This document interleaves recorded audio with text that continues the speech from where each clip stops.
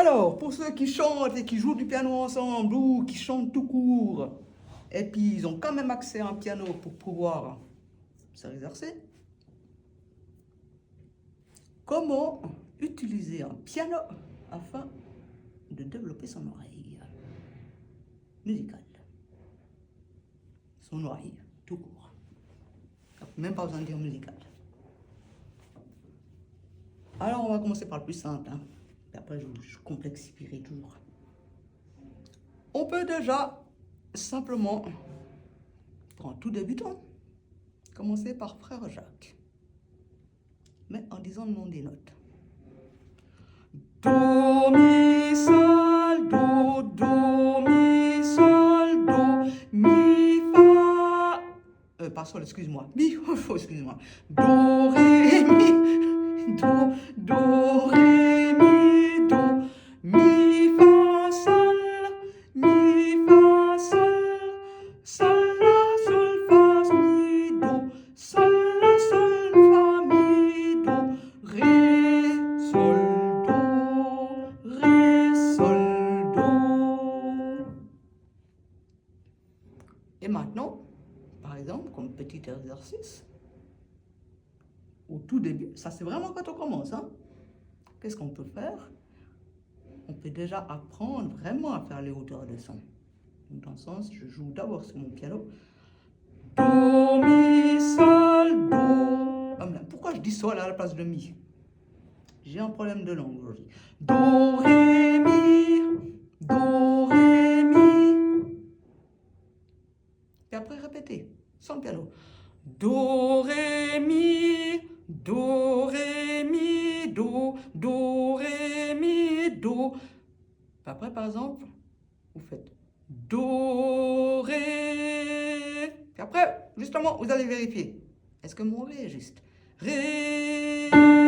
Ah oui, je suis toujours dedans.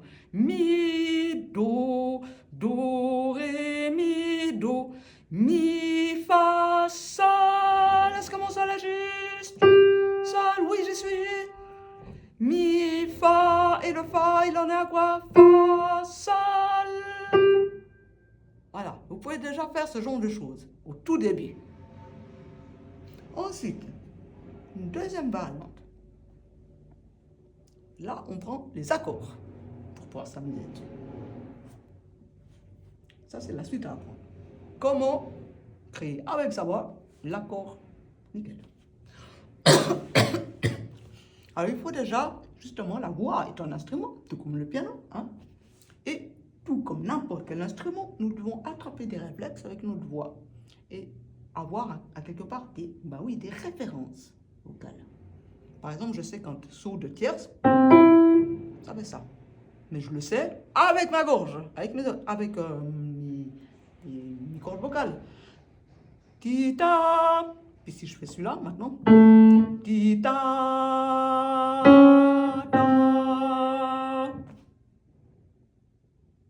Tita, ta.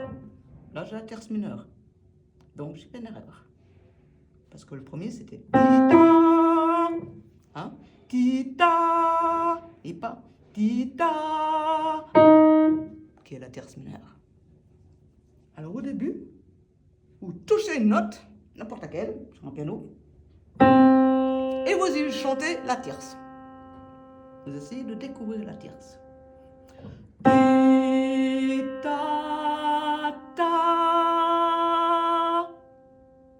Par exemple, Frère Jacques. On sait que c'est la tierce quand on arrive à Jacques. Donc, Frère Jacques. Maintenant, allez, celui-là. Frère Jacques.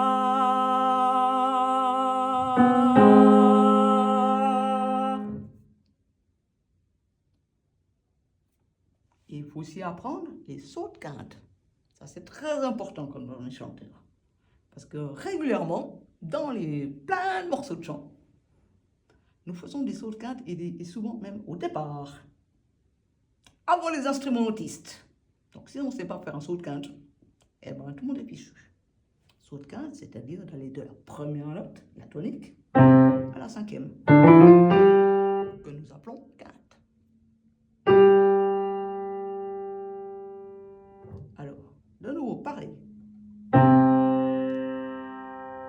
pentatonique.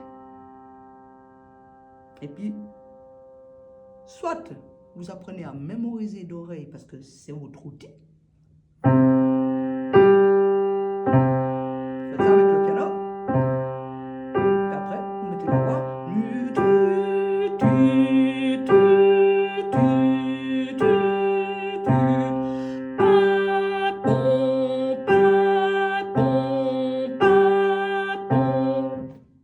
Et, par exemple. Hein? Et après, vous essayez de le trouver tout seul. Si vous êtes d'oreille. Là, je fais pour la technique pour ceux qui ont leur principal outil, c'est l'oreille. Au début, voilà. Il faut vous mettre l'empreinte dans votre corps, dans vos cordes vocales et tout ça. Comme je mettrai l'empreinte, moi, avec mon piano, avec mes doigts, je saurai que ça, ce petit doigt, quand je suis dans cette position, ça correspond à la quinte. Ben, on doit faire la même chose, mais dans notre corps.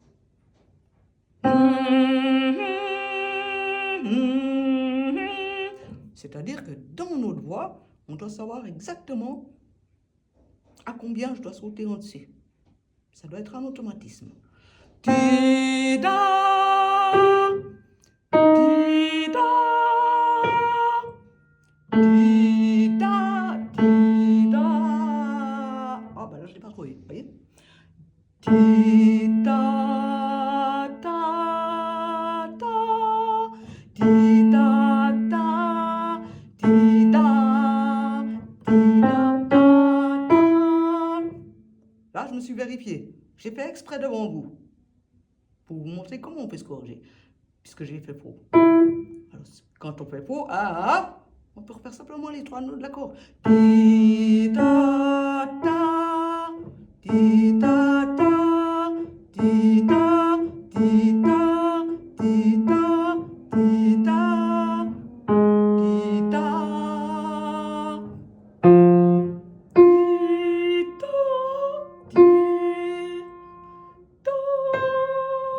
Je l'ai trouvé automatiquement. Voilà. Et ça, c'est des empreintes que vous devez vous mettre. Le saut de tierce, le saut de quinte. Et ça vous forme l'oreille que d'apprendre. Parce que pour pouvoir le réussir, c'est que forcément votre oreille s'est formée. Maintenant, exercice niveau 3. On prend une note. On y joue cette note. Et maintenant, on essaye juste d'écarter notre voix de un demi-ton en dessus et on y revient à la note de base. Je vous fais l'exercice.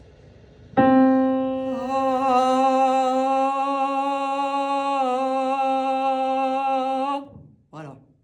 Alors, au début, pour pouvoir l'apprendre, vous le faites aussi avec le piano pour vous aider, pour entendre.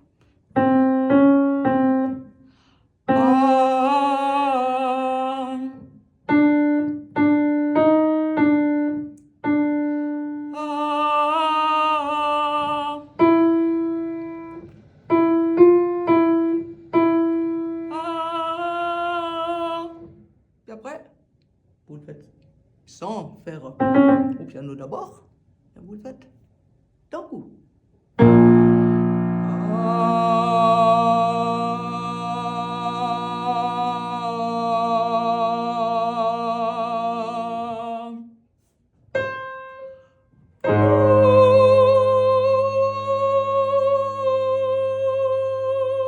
Puis vous contrôlez votre justesse avec le piano.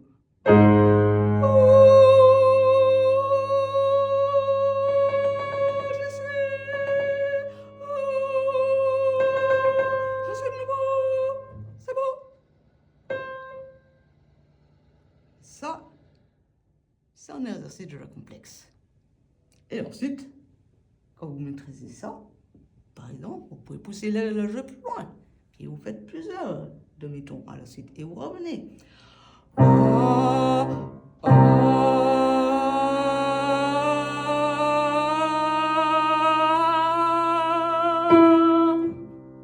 Jusqu'à la tierce.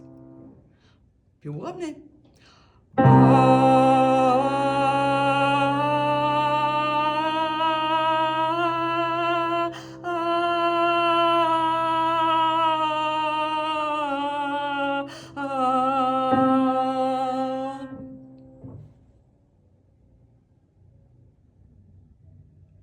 Alors ça, c'est l'exercice, le coup des demi-tons, c'est l'exercice suprême. Hein.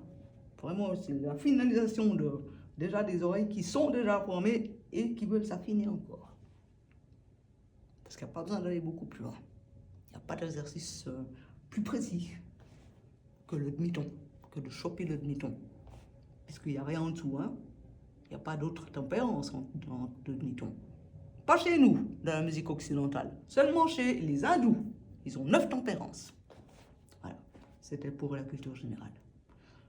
Et vraiment, c'est un exercice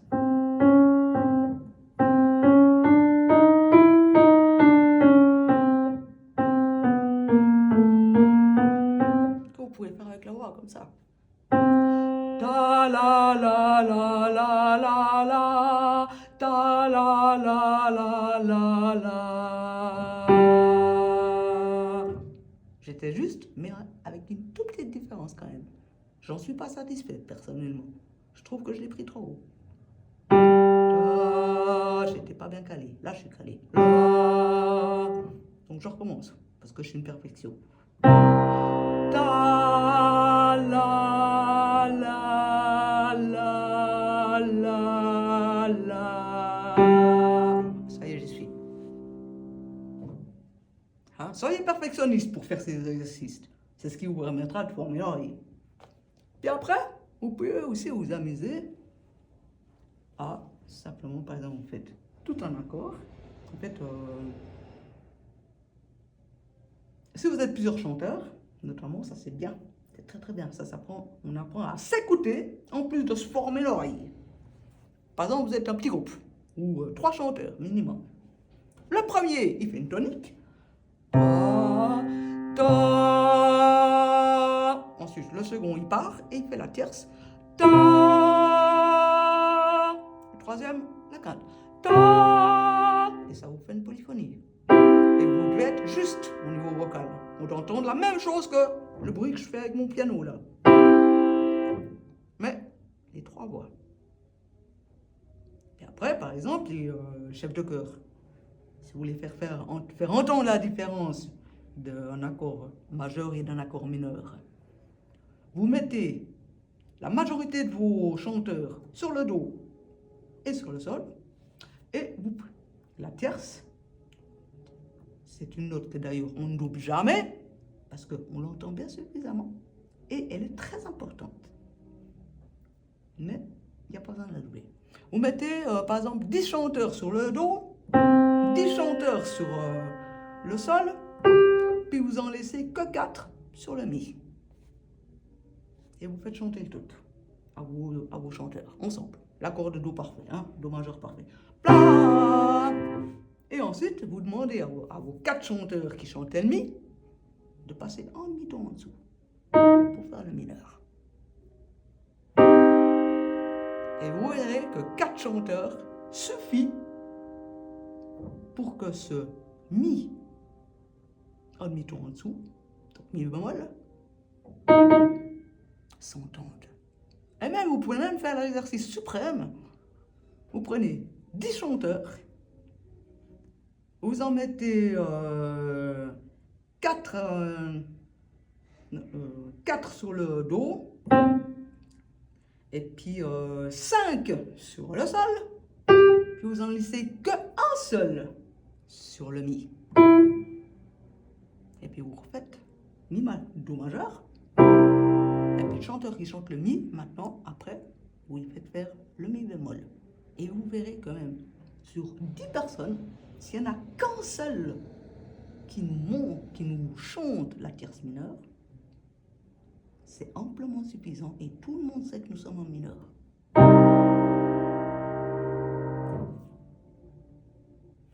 Par exemple, sur le piano, si je veux le faire en piano, je vais essayer de prendre le maximum de notes que je peux pour faire l'accord de do majeur. Puis maintenant, je fais l'accord de do mineur, mais j'y mets qu'une seule tierce mineure, celle-là. Et toutes les autres, je les lâche. Vous avez entendu? Ça suffit.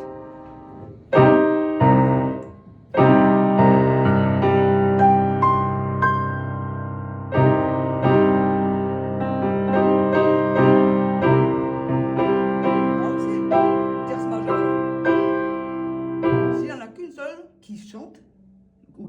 comme là je joue, ça suffit, on entend la chien majeure.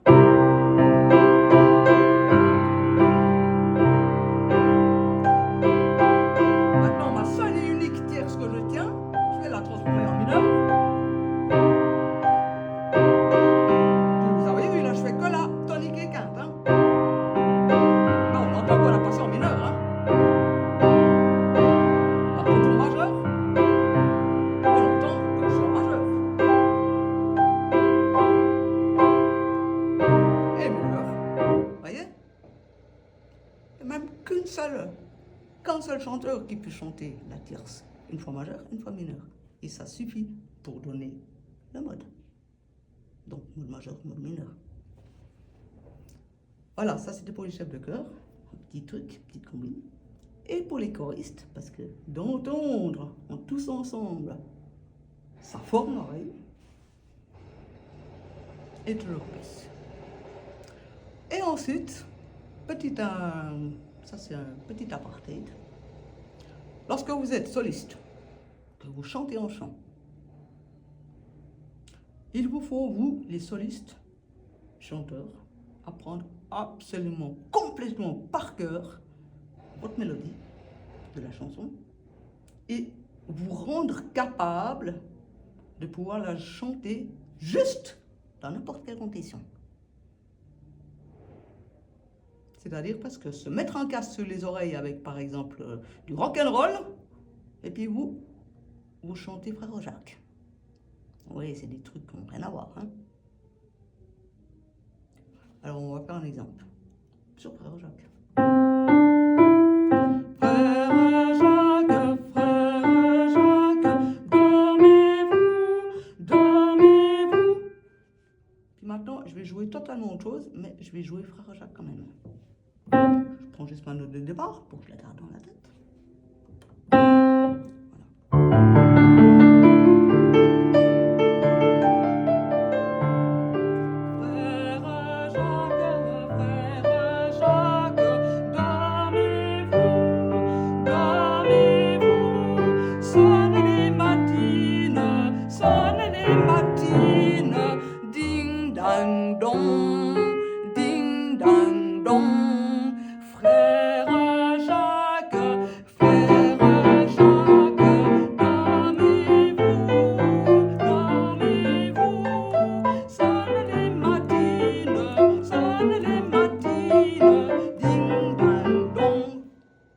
Vous avez entendu? J'ai joué, mais vraiment n'importe quoi. J'ai fait exprès, avec mes poings.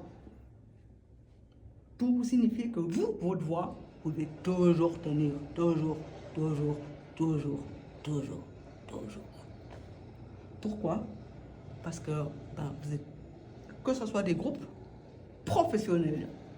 Donc professionnels, c'est-à-dire ceux qui ont fait les 10 degrés, la pédagogie et tout. Donc minimum 12 ans d'études. Un vrai professionnel qui aurait ce niveau, peu importe, il faut toujours savoir que potentiellement le groupe qui vous entoure pour la musique peut faire des erreurs, se planter. Mais vous devez continuer parce que sinon tout se casse la figure. Je le sais d'expérience en chant d'opéra. J'ai un ami qui s'appelle Ibsen, qui est chef d'orchestre, qui est censé être pianiste au départ, mais qui joue très mal du piano. Et mon ami, chaque fois qu'on va faire des petits trucs à l'extérieur et que c'est moi qui fais un solo de chant, il veut m'accompagner au piano. Donc pour moi, c'est toujours l'angoisse, parce que je sais que à chaque fois, il se trompe. Et il me fait attendre sur des notes très hautes, ou alors, voilà, il se trompe. Donc, il faut savoir nos chansons. Même si le pianiste qui vous accompagne, le batteur, le peu importe, se trompe. Si eux, ils se trompent et puis vous cassez la figure, ça sert à rien de se retourner contre eux puis de leur dire « c'est votre faute !» Non. Alors c'est de leur faute à 50%, oui. Mais là, l'autre 50%, c'est que vous devrez assurer, peu importe la situation. Ça, c'est vraiment une chose très importante à apprendre. Tous les chanteurs. Faites-le. Apprenez à chanter. Et d'autant plus que tu es en solo. apprenez à chanter une chanson. Juste, peu importe le bruit, le son ou les fautes, n'importe quoi, que ce soit dans les sons ou rythmiques qui pourraient se passer et se produire autour de vous. Frère Jacques, frère Jacques, dormez-vous, dormez-vous, sonnez les matines, ding dang dong, frère Jacques, dormez-vous, dormez-vous, sonnez les matines, ding dang dong, ding dang dong, frère Jacques,